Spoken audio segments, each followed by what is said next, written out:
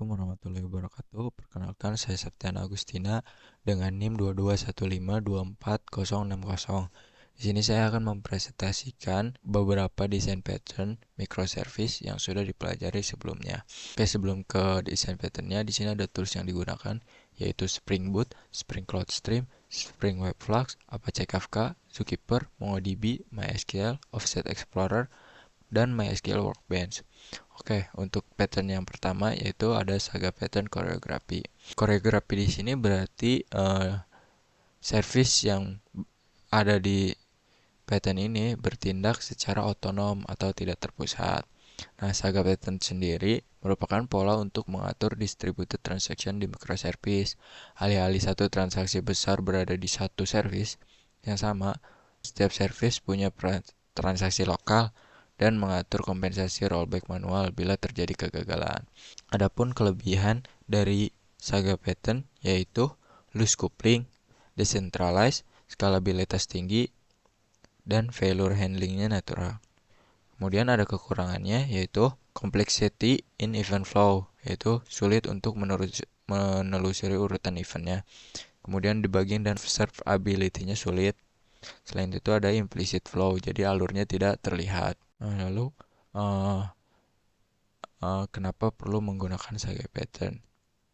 Nah, Saga Pattern ini digunakan agar tidak terjadinya kegagalan baik ketika service-nya aktif ataupun tidak aktif atau down gitu.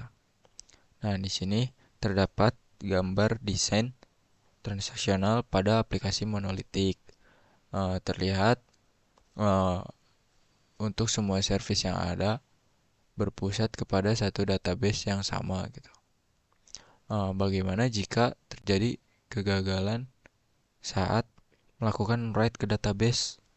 Maka seluruh data yang ada akan di rollback sehingga tidak ada data yang ditambahkan ke database. Tentu ini tidak sesuai dengan pendekatan microservice. Selanjutnya ada desain yang sudah menerapkan pendekatan microservice. Di sini terlihat bahwa setiap service memiliki database masing-masing dan interaksinya menggunakan HTTP request. Namun masih terdapat kekurangan, yaitu karena menggunakan HTTP request sebagai interaksinya, maka setiap service yang ada di sini dianggap selalu aktif gitu. Bagaimana jika ternyata salah satu service ini tidak aktif atau down gitu? Maka akan terdapat kegagalan pada saat interaksinya yaitu atau transaksinya karena HTTP request-nya akan mengembalikan pesan kesalahan gitu. Nah, solusinya di sini hadirlah Saga Pattern. Saga Pattern di sini menawarkan solusi di mana untuk interaksi antar service-nya tidak lagi menggunakan HTTP request namun menggunakan Kafka Broker yang dimana setiap service-nya melakukan produce dan consume event berdasarkan topiknya. Sebagai contoh ini ada topik order event dan payment event yang dimana nanti order service akan melakukan produce order event dan payment service akan melakukan consume order event. Oke, selanjutnya kita implementasi. Di sini saya sudah menyediakan dua service, payment service dan order service. Yang pertama, jalankan terlebih dahulu Zookeeper, jalankan juga Kafka-nya. Kemudian jalankan kedua aplikasinya. Di sini saya sudah running kedua aplikasinya, order service dan payment service-nya. Ya, di sini kita akan menggunakan user 105. Tadi 499 kita ambil 400. Situ order tercreate dan masuk ke Kafka.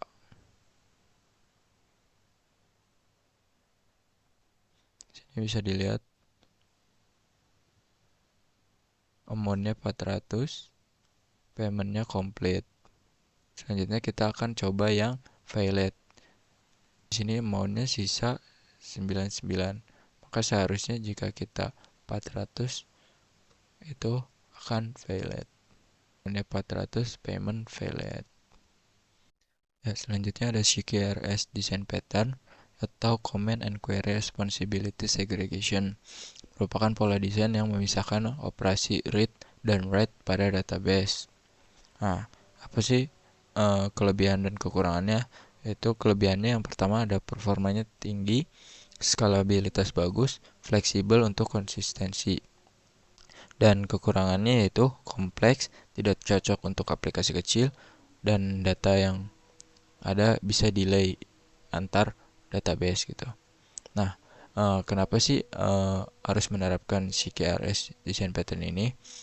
Di sini ada contoh gambar gitu ya, bahwa di beberapa aplikasi seperti sosial media gitu, di Facebook, Twitter, atau Instagram, kebutuhan harian load atau nge-read data lebih banyak dibandingkan untuk write data. Sedangkan mungkin di aplikasi seperti e-commerce pada saat hari-hari tertentu seperti misalnya event 4.4 itu kebutuhan write-nya lebih banyak daripada kebutuhan read-nya. Nah, dengan tidak menerapkan CKRS design pattern ini, kita akan kesulitan untuk melakukan skalabilitas database khusus untuk read dan write gitu. Misalnya menggunakan database yang digabung gitu untuk handle load yang besar gitu, itu akan mempengaruhi kinerja database-nya gitu. Makanya untuk itu solusinya menggunakan CKRS design pattern. Nah, di sini jadi operasi read terhadap database dan operasi write terhadap database dipisah, dan agar tetap konsistensi datanya terjaga, di sini menggunakan Kafka. Ketika di sini melakukan operasi write, nanti akan mengirimkan event yang akan dikonsum oleh query service, dan nanti akan melakukan write juga di database yang khusus read ini. Begitupun sebaliknya. Sehingga kita dapat dengan mudah melakukan skalabilitas untuk database read maupun write. Untuk implementasinya, di sini saya sudah menyediakan dua service, yaitu product query service dan product command service. Pastikan Kafka sama Zookeeper-nya jalan. Kemudian running service-nya, saya sudah running. Saya akan mencontohkan untuk membuat produk gitu ya. Nah, di sini di database ada 3 produk. Ini pada tabel product query. Yang ini product command. Product command yaitu tabel untuk operasi write-nya dan product query untuk operasi read-nya. Jadi kita akan melakukan penambahan produk melalui tabel product command. Ini ya. Misalnya kita bikin tes. Nah, ini API ini post get but ini akan mengarah ke tabel product command. Nah, ini sudah oke ya. Ini akan masuk ke Kafka. Nah, ini tes dengan event type-nya create product, dan nanti akan di-consume oleh product query service. Nah, ini create product.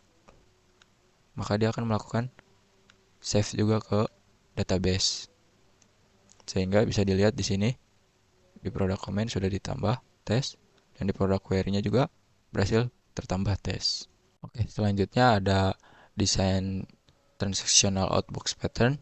Nah, transactional outbox pattern di sini merupakan pola desain yang menyarankan untuk membuat table atau database lain sebagai tempat menyimpan data sementara sebelum dikirimkan sebagai event gitu. Contohnya sebagai event ke Kafka gitu, guna mengatasi ketidakkonsistenan jika terjadi kegagalan pada salah satu operasi ketika terdapat dual write. Nah, sebelum membahas lebih lanjut kelebihan dan kekurangan dari transactional outbox itu sendiri, yang pertama kelebihannya yaitu datanya konsisten. Tidak ada event yang hilang dan cocok untuk sistem event driven. Kekurangannya, butuh mekanisme pooling, ada jeda waktu kirim event, dan perlu maintenance tambahan.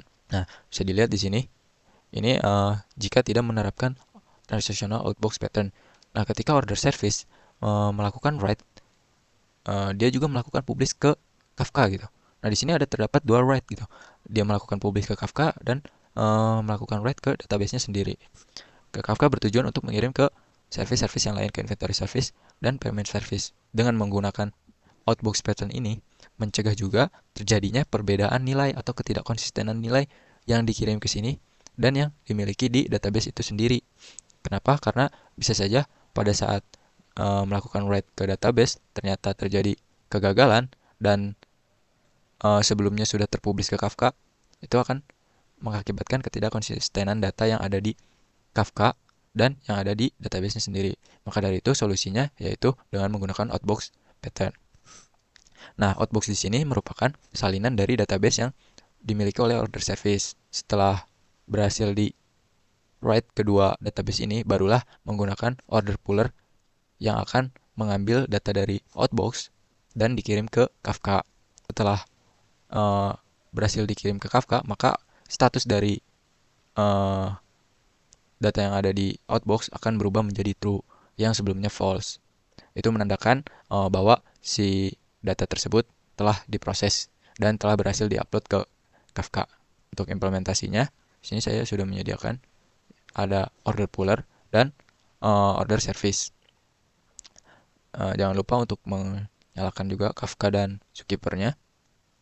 Kemudian kita jalankan juga kedua service ini. Di sini saya sudah menjalankan keduanya. Ini di sini terlihat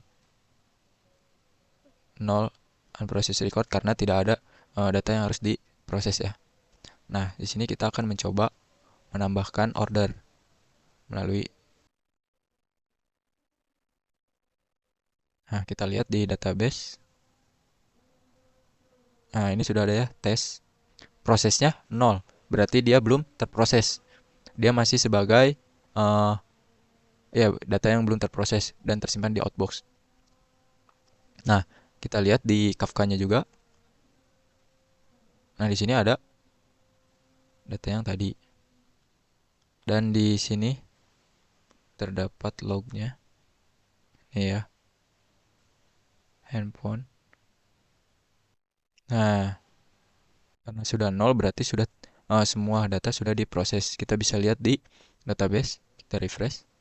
Nah, ini datanya sudah berubah jadi proses. Itu membuktikan bahwa uh, data yang dikirim dari order service tidak langsung dikirim ke Kafka, namun disimpan dulu di outbox pattern, kemudian diambil oleh order puller dan dikirim ke Kafka, kemudian diupdate statusnya. Oke, selanjutnya sidecar pattern. Sidecar pattern merupakan pola desain yang memisahkan tugas utama dan tugas sekundernya dengan memberikan setiap tugas ruangnya sendiri untuk fokus. Sidecar pattern memiliki kelebihan tanggung jawabnya terpisah, bisa dipakai ulang, bebas teknologi, dan kekurangannya yaitu konsumsi resource lebih besar, deployment lebih kompleks, dan troubleshooting lebih sulit. Nah, sebelum menerapkan sidecar pattern adalah seperti yang ini, di mana setiap service seperti order service, payment service, dispatch service itu memerlukan juga logging dan monitoring untuk lebih uh, fokus mengerjakan setiap tugasnya tanpa saling membebani gitu. Jadi keduanya dipisahkan menjadi seperti ini, service dan sidecar service-nya gitu, yang berisi logging dan monitoring, dan keduanya berjalan bersamaan seperti ini dalam kontainer yang berbeda.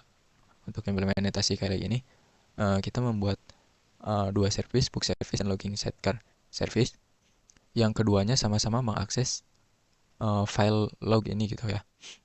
Sederhananya seperti itu, dan dikelola oleh Kubernetes.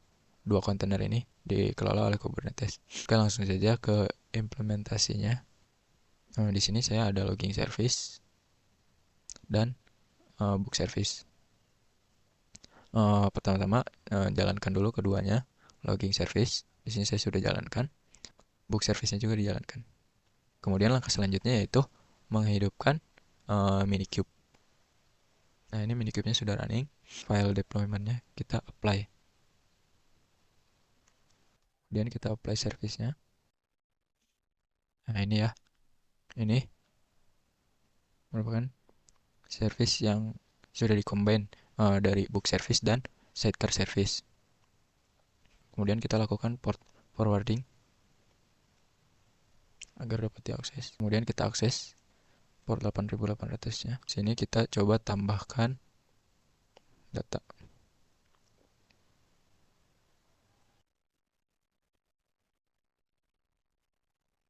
Ya, ini berhasil ya. Sekarang kita lihat lognya. Kita gunakan ini. Ya, ini terlihat ya. Lognya masuk ke book service. Sekarang kita lihat yang di sidecar service. Nah, terlihat di sini juga sama lognya seperti yang ada di book service. Ini membuktikan bahwa sidecar-nya berfungsi sebagaimana mestinya. Oke, selanjutnya yang terakhir ada event searching in microservice. Event searching sendiri memiliki kelebihan dan kekurangan, yaitu sebagai berikut. Kelebihannya yaitu riwayat lengkap, bisa putar ulang state, serta fleksibel untuk buat view. Kekurangannya yaitu kompleks, query-nya sulit, dan boros penyimpanan. Nah, event searching sendiri merupakan pola desain yang menyarankan untuk membuat event log atau semacam history gitu ya, yang mencatat setiap perubahan status yang terjadi sehingga memudahkan kita dalam melacak riwayat yang telah berlalu gitu. Contohnya dalam pemesanan misalnya, alih-alih memperbarui status pemesanan secara langsung. Nah, contohnya seperti pada gambar ini, pada pola desain event searching ini, kita disarankan untuk membuat riwayat setiap perubahan status yang ada. Misalnya ini order service, membuat order, kemudian statusnya created, dan kemudian dikirimkan ke Kafka, dikirimkan ke Kafka dan statusnya berubah menjadi confirm, kemudian dikonsum oleh shipping service dan statusnya berubah kembali, dan yang terakhir dirubah lagi statusnya oleh shipping service menjadi delivered. Nah, ini untuk implementasinya saya sudah menyiapkan dua service, order service dan shipping service seperti yang tadi ada pada gambar. Langkah yang pertama yaitu jalankan dahulu Zookeeper dan Kafka-nya ya. Kemudian jalankan kedua service-nya, yaitu shipping service dan order service-nya. Di sini saya sudah running keduanya ya. Kemudian kita akan mencoba menggunakan Postman. Oh ya, selain itu pastikan juga MongoDB-nya sudah connect gitu ya. Nah, di sini kita akan membuat order. Ordernya seperti ini. API-nya ini. Nah, order status created. Ini juga masuk ke Kafka-nya. Nah, ini ya, order status created. Kita lihat di database-nya juga. Nah, ini order statusnya created. Kemudian kita lakukan confirm. Nah, statusnya berubah. Ini masuk juga. Statusnya confirm. Nah, sini juga menjadi confirm dan ship. Setelah itu, kita lakukan deliver. Ini menggunakan shipping service dengan ID yang sama /deliver. Order deliver successfully. Dan kita lihat di sini di database-nya statusnya berubah jadi delivered. Oke, mungkin cukup sekian dari saya. Mohon maaf bila banyak kekurangan. Wassalamualaikum warahmatullahi wabarakatuh.